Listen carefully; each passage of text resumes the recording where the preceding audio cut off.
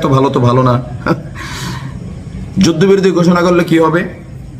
Khamenei সাহেব তিনি বের হবেন, বের হওয়ার পরে তিনি জাতির সামনে আসবেন, প্রকাশ্যে আসবেন, এই রাইতে রাইতে ওনারা শাহাদাত করে দিতে পারে।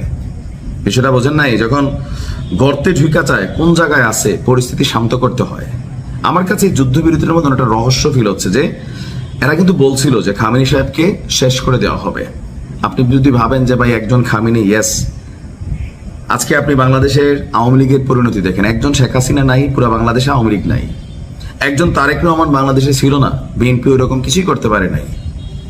একজন মামুনুল হক সাহেব জেলে ছিলেন, হেফাজত ঘুমাই গেছিল। একজন পুতিন পুরো পৃথিবীকে দেখেন কিভাবে নাচাচ্ছে। একজন মোদি তো যাই হোক একটা বিশাল সিন্ডিকেট গড়ছে, ঠিক কিনা? রাইট। তো সেই খামেনি সাহেবকে আমার ধারণা যে তিনি কোথায় আছেন, তাকে কোথায় নেওয়া হয়েছে, এটা